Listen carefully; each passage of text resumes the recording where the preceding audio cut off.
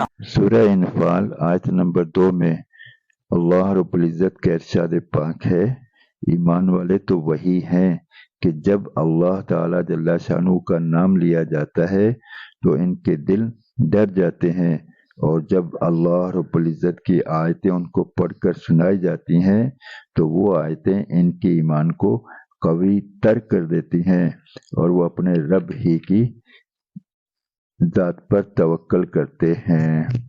سورہ انبیاء آیت نمبر 25 میں حق تعالیٰ جل شانہ نے رسول پاک صلی اللہ علیہ وسلم کو ارشاد فرمایا، اور ہم نے آپ سے پہلے کوئی ایسا پیغمبر نہیں بھیجا جس کے پاس ہم نے یہ وحی نہ بھیجی ہو کہ میرے سوا کوئی معبود نہیں، اس لیے میری ہی عبادت کرو۔ سورہ انفال آیت نمبر 2 میں اللہ رب العزت کا ارشاد پاک ہے، ایمان والے تو وہی ہیں کہ جب اللہ تعالیٰ جل شانہ کا نام لیا جاتا ہے تو ان کے دل ڈر جاتے ہیں، اور جب اللہ رب العزت کی آیتیں ان کو پڑھ کر سنائی جاتی ہیں تو وہ آیتیں ان کے ایمان کو قوی تر کر دیتی ہیں، اور وہ اپنے رب ہی کی ذات پر توکل کرتے ہیں۔ سورہ بقرہ آیت نمبر 165 میں رب تعالیٰ جل شانہ کا ارشاد پاک ہے، اور ایمان والوں کو تو اللہ رب العزت ہی سے زیادہ محبت ہوتی ہے۔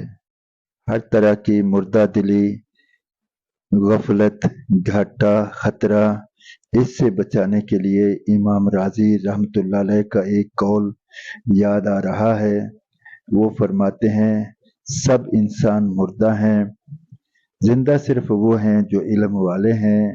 نمبر 2، سب علم والے سو رہے ہیں، جاگ صرف وہ رہے ہیں جو عمل والے ہیں۔ نمبر 3، سب عمل والے گھاٹے میں ہیں سوائے ان کے جو اخلاص والے ہیں۔ نمبر 4، سب اخلاص والے خطرے میں ہیں سوائے اس کے جو عاجزی والے ہیں۔ یعنی علم ضروری ہے، علم سے اوپر کی بات عمل کی ہے، عمل سے بھی بلند تر اخلاص ہے، اور اخلاص سے بلند تر بھی عاجزی ہے۔ اگر عاجزی نہیں ہوگی تو تکبر کی وجہ سے اخلاص، علم، عمل سب ضائع ہو جائیں گے۔ اگر اخلاص نہیں ہوگا تو علم عمل بیکار ہو جائے گا، اگر عمل نہیں ہوگا تو علم بیکار ہوگا۔ اس لیے ضروری ہے ایک کلیہ جس کو کہتے ہیں، یعنی عین عین الف عین، یعنی علم ضروری، پھر عمل ضروری، پھر اخلاص ضروری، اور اس کے بعد اور فائنل چیز عاجزی ضروری۔ ساری صفات پر بیک وقت عمل آ جائے، اس کے لیے ضروری ہے کہ ان باتوں کو ہم دوسروں تک پہنچائیں، اور یہی ختم نبوت کا تقاضا بھی ہے کہ نبی مکرم صلی اللہ علیہ وسلم کا ارشاد مبارک ہے کہ میری طرف سے ایک آیت بھی پہنچے تو اسے آگے پہنچاؤ۔